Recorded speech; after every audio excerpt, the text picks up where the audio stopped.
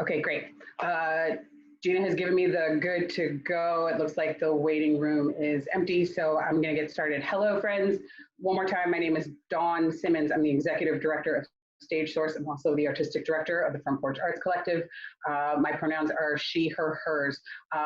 For all of you that maybe do or don't know, I just want the StageSource staff that are on picture, on camera to wave. We've got Rosalind Bevan, our programs manager. Hey, Roz. Ariel Greenspan is our co-op from Northeastern. Thanks for being here.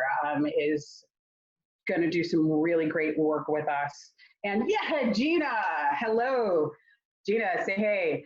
Gina's our marketing membership, our membership manager, and so glad to have everybody. So let me, hang on just a second, let me minimize some stuff and bring up the work that we're gonna do. So one, I just want to thank, and please, if you have questions, comments, anything like that, put them in the chat, and Roz will read off your questions and we will try to answer as best we can. So in terms of the anti-racism work that we are about to embark on, I want to thank the two foundations that are helping us to get this work off of the ground. One, the Boston Foundation has helped us with some funding, and we cannot say thank you enough, but also Foley Hoag is helping us with some of this work. So, right, like you can't do this stuff without dollars, and this is allowing us to get this work into the community and to you. And so we're really excited, and I just want to extend a thank you. So the big picture, we are going to be embarking on a project with Anti-Racism Collaborative. Ariel, if you can grab the website for Anti-Racism Collaborative and throw it in the chat for folks. We are going to embark on a two-part, let's say, anti-racism initiative for StageSource. The first part will entail listening sessions with the team from ARC, talking to our community in a couple of different buckets. And those buckets right now, at least how we're talking about them, we are talking about reaching out specifically to our BIPOC community, the Black, Indigenous, person of color community. We are talking about reaching out to allies, people who maybe don't identify as such, but are doing serious anti-racism work and wrestling with those questions either as individuals or part of their organizations. We are also hoping to have the bucket of producers and organizations, and reaching out to all of these communities to have separate listening sessions. And the purpose of the separate listening sessions is to hopefully foster some open, honest conversation, hard conversation, uncomfortable, weird conversation, right? And part of the reason that we are pulling in ARC, because these are the people who are doing that work already, right? They know how to navigate those conversations. I think the beginning idea of these separate listening sessions, again, that is part of how we think we can provide some safety, right? In allowing people to be open and honest with this is the F shit I have encountered, right? This is the way that we have stepped in it and we didn't know better, right? This is the way that I have wanted to be of service and help and haven't been able to do so. But allowing people to have those conversations sort of in those pockets, and then working with ARC to sort of, okay, great, these are all of the things that have bubbled up. And hopefully that will sort of tell us where everyone is in terms of what the work needs to be going forward. And so we have the listening sessions, and then the hope is to have, starting this work in October and taking it through December. This is the first half. So we have these listening sessions, and then we will try to thoughtfully and gracefully figure out how we can bring all communities together for a conversation. And what does it mean to exchange information within a y'all come type setting, again, in a safe manner. So then using that sort of to get us all on the same page, and then embarking on a larger project, we've been calling it a conference, that would span all of let's say 2021, 2022, for all of the community to come together and do this work as a sector, right? And one of the things that just in sitting in all of the different conversations, one of the things that I think is important, and one of the things that we need is to have shared language, shared understanding of terms, right? Shared understanding of harm, shared understanding of where we're all coming from, so that we can move forward together. I think the opportunity for StageSource is that we can help move everybody together. This is not to say you shouldn't be doing other work on your own, right? I cannot stress this enough. This work is ongoing. It is in perpetuity. If you're just starting now, welcome. But like after you finish with whatever StageSource is doing, you still need to be doing something every year, every month. Like it doesn't stop. But I think we can help people wrestle with some things that might be new to them. So the idea is that then starting in January and running for a season, we would have deeper dive conversations, workshops, working both in affinity spaces and working together.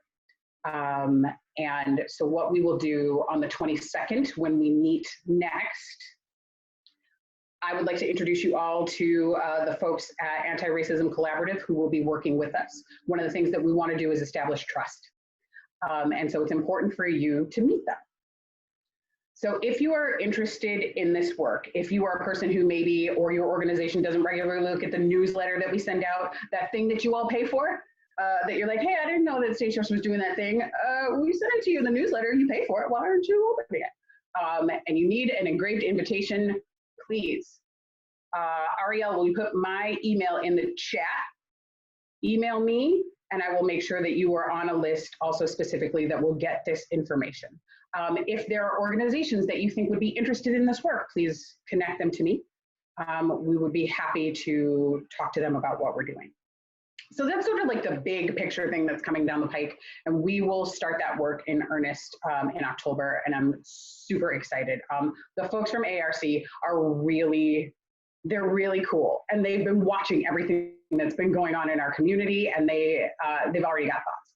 Really, they're really great.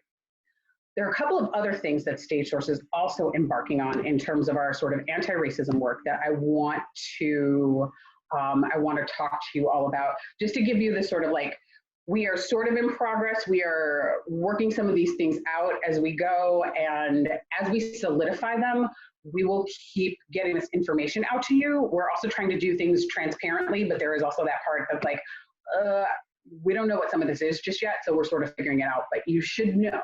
Because you are our community. So we do have a group of folks, StageSource board members, allies in the community, and BIPOC artists who are looking at what a new initiative might be at StageSource that I'm calling the Do Better Initiative.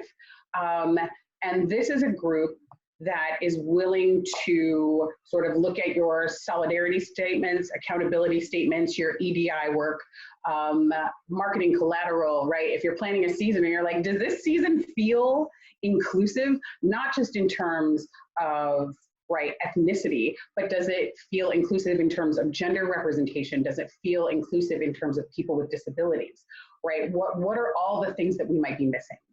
Collecting a group of folks together who are willing to like look at what you're doing and not rewrite things, not tell you how to do it, but sort of pick apart and ask questions, right?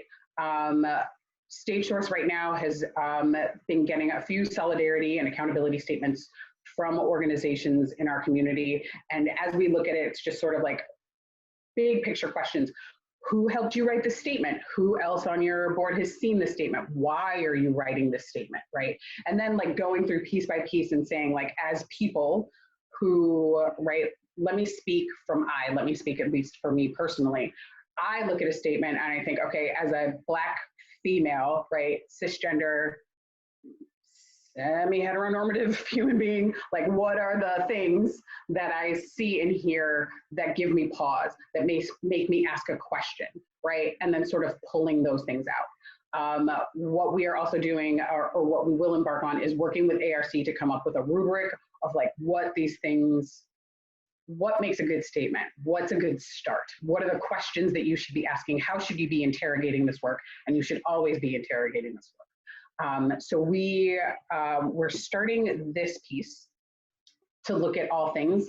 And many of you have sent us stuff already, and I thank you for that because it's been really great practice and really great like fodder for conversation with not just the folks at ARC, but with a whole group of other artistic directors and executive directors and how we can be doing these things better.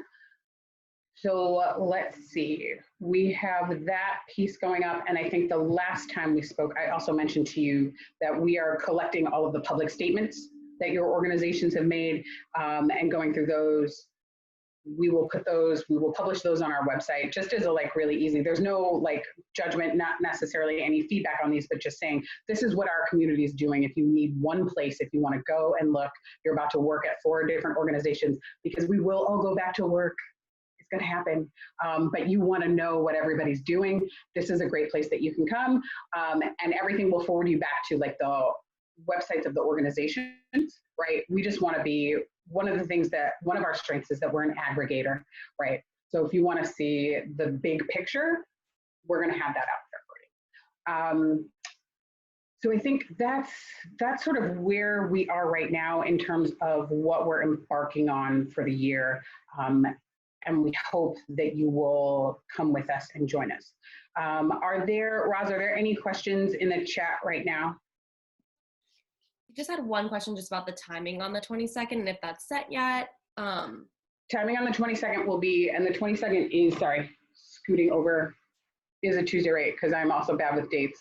Who's good with dates anymore? 22nd. It'll be 11 o'clock. Same time, same bat time, same bat channel. Great. Oh yeah, no, I'm going to do, sorry, I'm reading something in the chat right now. Okay, great. So we will introduce you all to them on Tuesday, the 22nd at 11 o'clock. And we will keep pumping out information as things solidify and as all of these initiatives get off the ground. But the next thing that I wanted to talk to you all about is the Line Drawn initiative. For those of you that are unfamiliar, this was sort of the Boston, New England response to the Not in Our House work that happened in Chicago, right? Similar to what's happening now in terms of the racism that we're seeing, the sort of like internal racism that we're seeing in our theaters, right? Just a few short years ago, we were seeing a lot of the same kind of harm in terms of sexual harassment, physical harassment, mental abuse, right, at the hands of leaders of organizations across the country. And there were some examples here as well. So my good friend and like the former ED of StageSource, Julie Henriquez, got together with Meg Stone at Impact Boston and started talking about like what is it that we can do about this? And the Line Drawn initiative was born. We've held several, I would say, town halls. We've had several meetings to sort of talk about, okay, what are the things that we see specific to the New England and Boston theater community in terms of the harm that is being done, and how do we want to solve it? At the end of those conversations, what came out was sort of a twofold process, and we need to get back to the first part, which is the something of a pledge, right? We have 10 tenants. Is it 10? Am I mistaken? Sorry, hold please. I'm gonna snag this and see if I can share it with you. Line Drawn. Yay. I don't know if I can put this in the chat. Wait. I can't, sorry, but I will share it. So I'd be happy to share with you sort of our first pass of what this is, but there are sort of 10 benchmarks that each company, organization agrees to adhere to and uphold in terms of how they plan to combat sexual harm and abuse in their organizations, right? There are 10 tenets. Some of them are stretch goals and some of them are, we think, easier to achieve. So for an organization to do this work, they have to agree to at least 8 of them.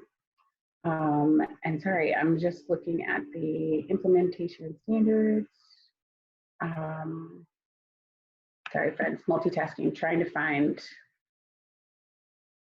the tenants so that I can speak about them clearly. So you're gonna have to watch me fumble for a minute. Hold. And you can continue typing. Chapter improvement. Here we go. Great. So the standards that we're asking organizations who want to take part in this pilot cohort to adhere to fall under the following sort of categories: equity, diversity, and inclusion, clearly communicated policies, which I think we're finding are, people think they're being clear and they're not as clear as they think they are. Holding everyone equally accountable, prompt organizational responses when a complaint is made, the implementation of intimacy direction, continuous consent, conscientious private sessions, ongoing training, safe changing spaces, and safety for minors. And this I will put in the chat for you all if it hasn't been put in there already.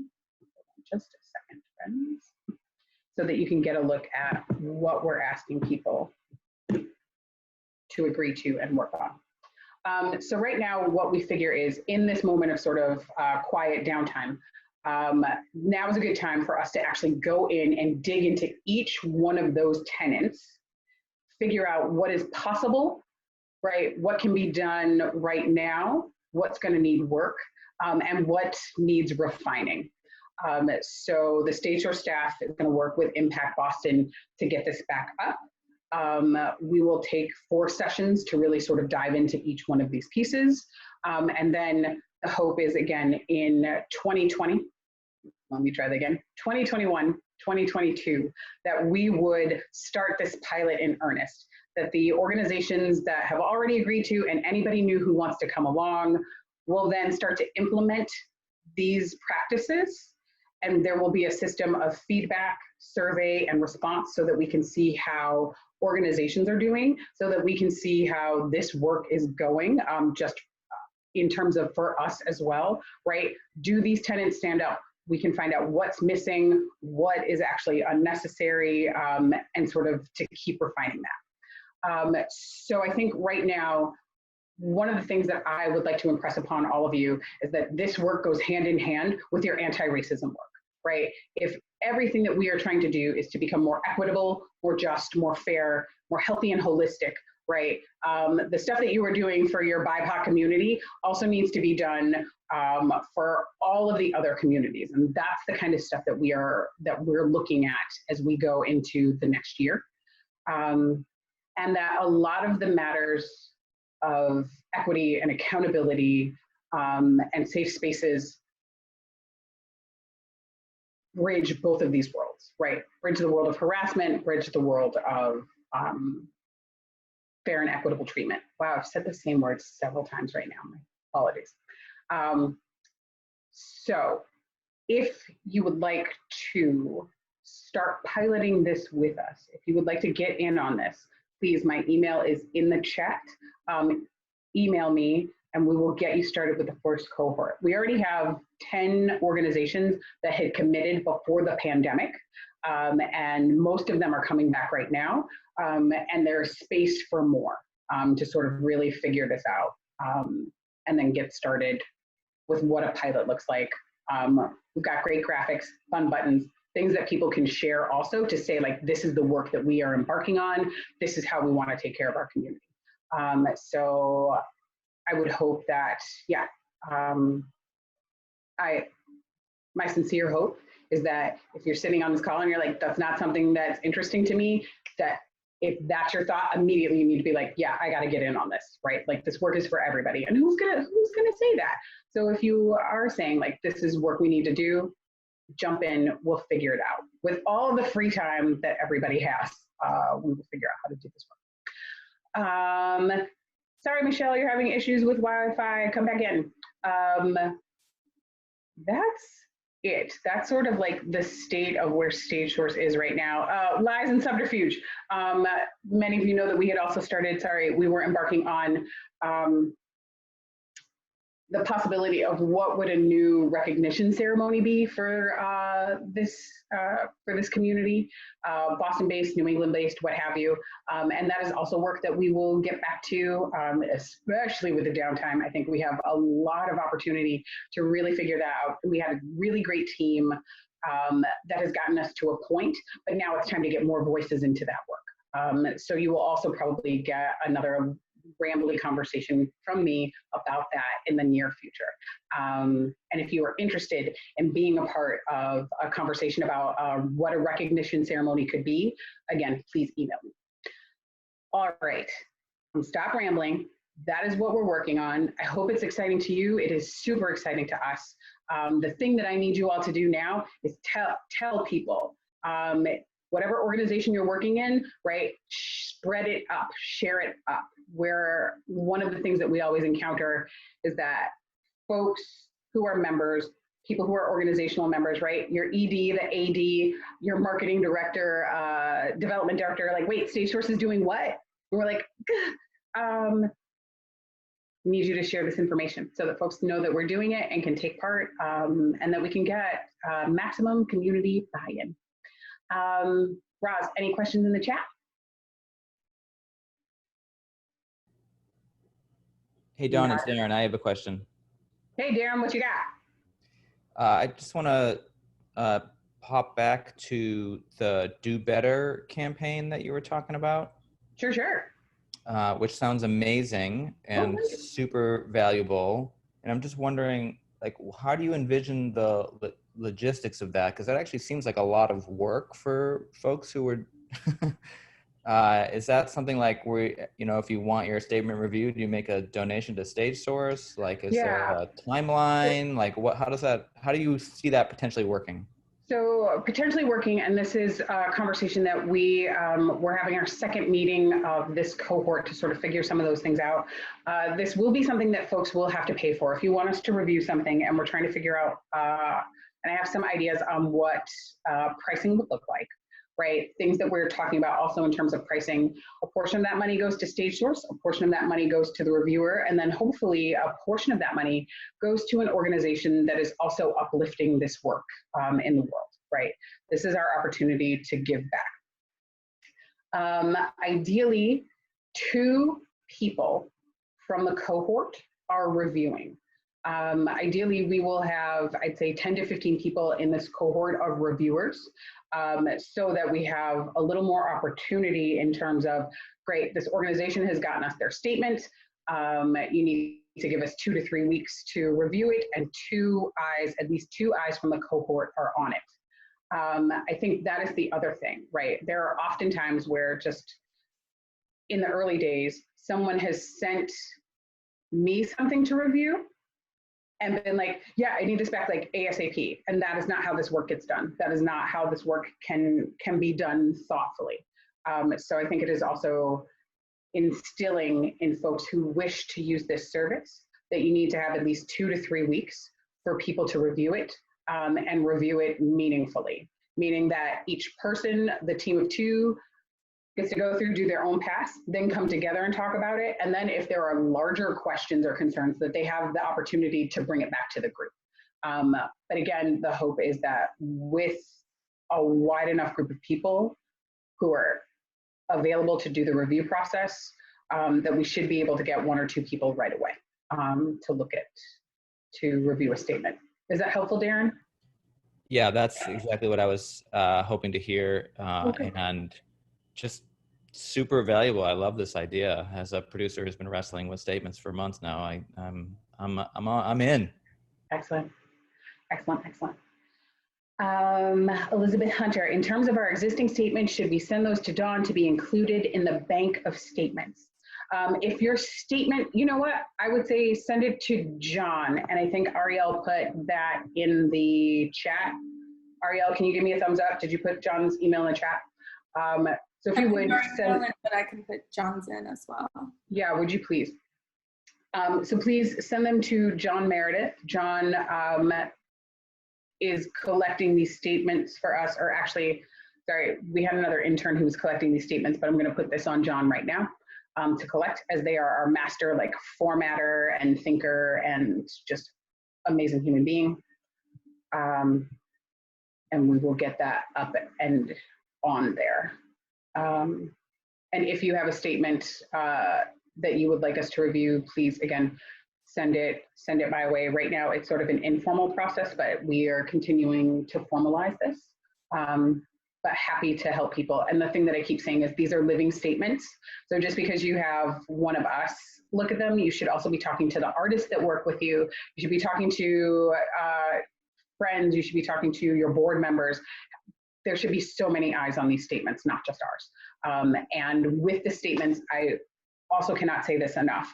Our reviewing them, anyone reviewing your statement does not guarantee that no one's going to come for you. I wish I could say that, but it's not, right? Someone can always find something that they take issue with. I think what we can offer is to help you think a little more broadly and a little more targetedly about what you're putting out there, and sort of get folks used to the different ways of doing this work. So we're happy to help you there. Other questions, comments, concerns? Roz, anything else in the chat that I may have missed, or folks who want to unmute themselves and ask a question? Nothing in the chat at the moment. Nothing in the chat. Great. So that's where we are right now. And that's it. It's 11:30, a half-hour meeting, a really nice, gentle easing back into this process. I'm so happy to see all of you. Thank you for hanging out with me and my ramblingness. But it's great to see you, and it's great to embark on this work. Please share it, email me, email John. We're excited to get started. Until the 22nd, friends.